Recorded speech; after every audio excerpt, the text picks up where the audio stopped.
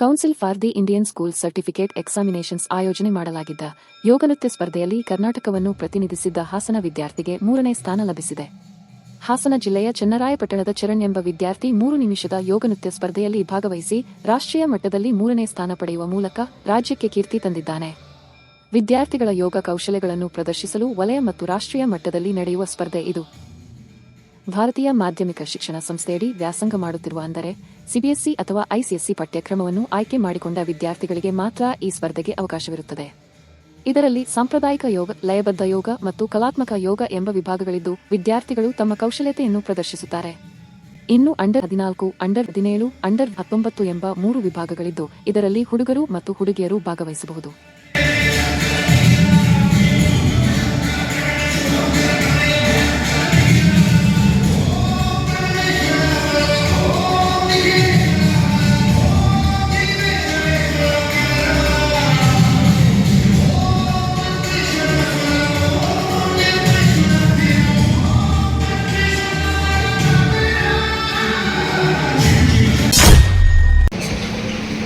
For third position, we have Charan CC of Sri Vivekananda Public School, Karnataka and Goa. ಇದು ವಿದ್ಯಾರ್ಥಿಗಳ ದೈಹಿಕ ಸದೃಢತೆ, ಮಾನಸಿಕ ಸ್ವಾಸ್ಥ್ಯ ಹಾಗೂ ಆರೋಗ್ಯಕರ ಜೀವನ ಶೈಲಿಯನ್ನು ಉತ್ತೇಜಿಸುತ್ತದೆ. ಇನ್ನು ಚರಣ್ 8ನೇ ತರಗತಿಯಲ್ಲಿದ್ದಾಗಿನಿಂದ ಈ ಯೋಗ ನೃತ್ಯವನ್ನು ಕಲಿಯುತ್ತಿದ್ದು ನಮ್ಮ ಶಾಲೆಯ ಶಿಕ್ಷಕಿ ಚೈತ್ರಾ ಎಂಬುವರ ಬಳಿ ತರಬೇತಿ ಪಡೆಯುತ್ತಿದ್ದೇನೆ. ಯೋಗ ಮೂಲಕ ನೃತ್ಯ ಪ್ರದರ್ಶನ ಮಾಡುವುದು ತುಂಬಾ ಕಠಿಣ. ನಾನು 2024ರಲ್ಲಿ ಉತ್ತರಾಖಂಡ, 2025ರಲ್ಲಿ ಪಶ್ಚಿಮ ಬಂಗಾಳದಲ್ಲಿ ಭಾಗವಹಿಸಿ 3ನೇ ಸ್ಥಾನ ಪಡೆದಿದ್ದು 2026ರಲ್ಲಿ ತ್ರಿಪುರದಲ್ಲಿ ನಡೆದ ಸ್ಪರ್ಧೆಯಲ್ಲಿ 3ನೇ ಸ್ಥಾನ ಪಡೆದಿದ್ದೇನೆ. ಈ ಬಗ್ಗೆ ನನಗೆ ಬಹಳ ಖುಷಿ ಇದೆ ಎನ್ನುತ್ತಾರೆ ಚರಣ್.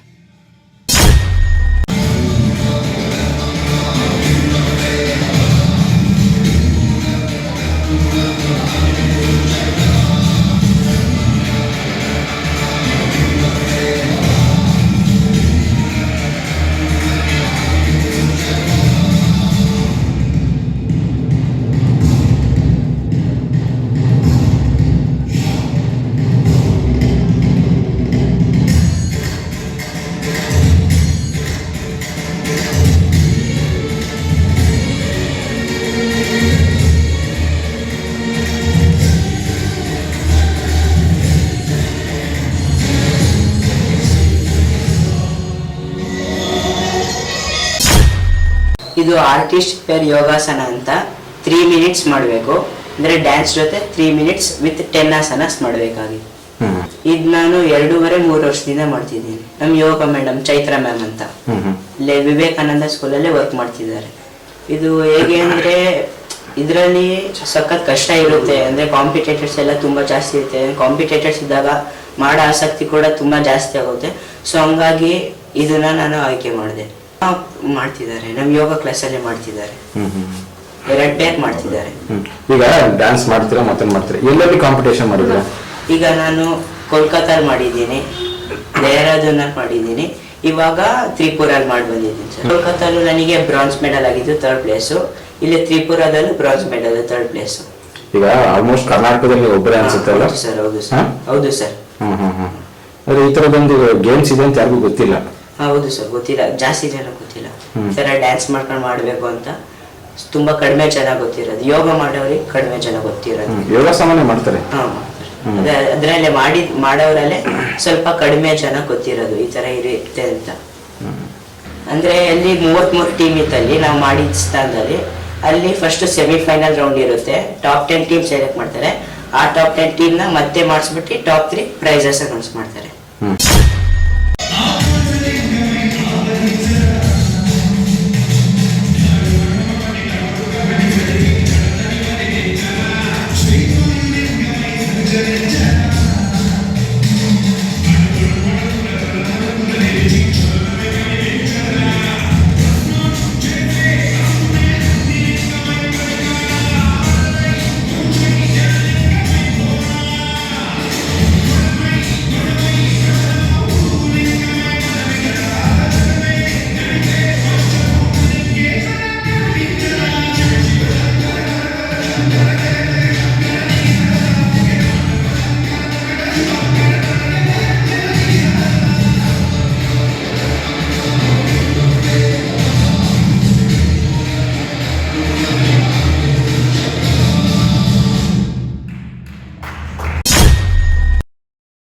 ಪಠ್ಯಕ್ರಮದ ಶಾಲೆಗೆ ಸೇರಿಸಿದಾಗ ಇಂತಹದೊಂದು ಯೋಗನೃತ್ಯ ಸ್ಪರ್ಧೆ ಇದೆ ಎಂದು ಗೊತ್ತಾಯಿತು.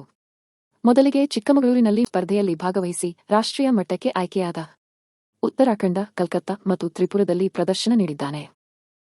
ಕರ್ನಾಟಕದಿಂದ ನನ್ನ ಮಗ ಒಬ್ಬನೇ ಭಾಗಿಯಾಗಿರುವ ಬಗ್ಗೆ ಹೆಮ್ಮೆ ಇದೆ ಎನ್ನುತ್ತಾರೆ ಚರಣ್ ತಾಯಿ ಶೀಲಾ ಚಂದ್ರಶೇಖರ್. ಅಂದರೆ ಹೋದಾಗ ಕಷ್ಟ ಐತೆ ಕಣಮ್ಮ ಅಂತ ಹೇಳಿದ, ಎಷ್ಟಾಗತ್ತಷ್ಟು ಪ್ರಯತ್ನ ಮಾಡು ಅಂತ ಹೇಳಿದ್ವಿ. ಆದ್ರೂ ಮಾಡಿ ಚೆನ್ನಾಗಿ ನಮ್ಮ ಗೆದ್ಕೊಂಡ್ಬಂದ್ವಿ. ಅದು ಆರ್ಟಿಸ್ಟಿಕ್ ಯೋಗ ಅಂತ. ಇಲ್ಲಿ ಫಸ್ಟ್ ಟೈಮ್ ಅವನು ಚಿಕ್ಕಮಗಳೂರಿಂದ ಸೆಲೆಕ್ಟ್ ಫಸ್ಟ್ ಪ್ಲೇಸ್ ಬಂದ. ಮತ್ತೆ ದೊಡ್ಡಬಳ್ಳಾಪುರಕ್ಕೆ ಹೋಗಿ ಸ್ಕೂಲ್ ಕಡೆಯಿಂದ ಅಲ್ಲಿ ಫಸ್ಟ್ ಪ್ಲೇಸ್ ಬಂದಮೇಲೆ ನ್ಯಾಷನಲ್ ಸೆಲೆಕ್ಟ್ ಆಗಿದೆ. ಅಂದರೆ ಟೀಚರ್ ಅದನ್ನ ಮಕ್ಕಳನ್ನೆಲ್ಲ ಕರ್ಕೊಂಡು ಹೋಗ್ತಿದ್ರು. ಅಂದರೆ ಯೋಗ ಮಾಡೋರೆಲ್ಲರೂ ಅವ್ರ ಕಡೆಯಿಂದ ಇವನು ವಿನ್ ಆಗಿ ಬಂದಿದ್ದು. ತುಂಬ ಖುಷಿ ಆಗ್ತದೆ. ಅದೇ ಒಂದ್ಸಲ ಅವನು ಉತ್ತರಾಖಂಡಿಗೆ ಹೋಗಿದ್ದ, ಆಮೇಲೆ ವೆಸ್ಟ್ ಬೆಂಗಾಲ್ ಕಲ್ಕತ್ತಾಗ ಹೋಗಿದ್ದ, ಇವಾಗ ತ್ರಿಪುರ ಎಕ್ಸ್ಪ್ರೆಷನ್ ಕೊಟ್ಟು ತುಂಬಾ ಖುಷಿ ಆಯ್ತು. ಅವನು ಫಸ್ಟ್ ಅಲ್ಲಿ ಫೋನ್ ಮಾಡಿದ್ರೆ ಹೇಳ್ಬಿಡ್ತಿದ್ದ ಸೆಲೆಕ್ಟ್ ಆಗಿದ್ದೀನಿ ಎದ್ದೆ ವಿನ್ ಆದ ಅಂತ ಹೇಳ್ದ. ಇಬ್ರು ಒಬ್ರು ಇವನು ಆರ್ಟಿಸ್ಟಿಕ್, ಇನ್ನೊಬ್ಬ ರಿದಮಿಕ್ಕೆಲ್ಲ ಹೋಗಿದ್ದ ಬೆಂಗಳೂರಿಂದ ಒಬ್ಬ ಹುಡುಗ. ಅವನು ಏನು ಸೋತ ಅನ್ಸುತ್ತೆ, ಇವನ್ಗೆ. ಒಟ್ಟಿನಲ್ಲಿ ಆರ್ಟಿಸ್ಟಿಕ್ ಯೋಗ ಒಂದು ವಿಭಿನ್ನ ಕಲಾ ಪ್ರದರ್ಶನವಾಗಿದ್ದು ರಾಷ್ಟ್ರೀಯ ಶಿಕ್ಷಣ ಸಂಸ್ಥೆಯಡಿ ವ್ಯಾಸಂಗ ಮಾಡುತ್ತಿರುವವರಿಗೆ ಮಾತ್ರ ಸೀಮಿತವಾಗಿದೆ. ಇದು ಹೆಚ್ಚು ಜನರಿಗೆ ತಿಳಿದಿಲ್ಲ. ಇನ್ನು ಚರಣ್ ಅವರು ರಾಷ್ಟ್ರೀಯ ಮಟ್ಟದಲ್ಲಿ 3ನೇ ಸ್ಥಾನ ಪಡೆದರೂ ರಾಜ್ಯದಲ್ಲಿಯೇ ಮೊದಲಿಗನಾಗಿರುವುದು ರಾಜ್ಯಕ್ಕೆ ಹೆಮ್ಮೆಯ ವಿಚಾರ.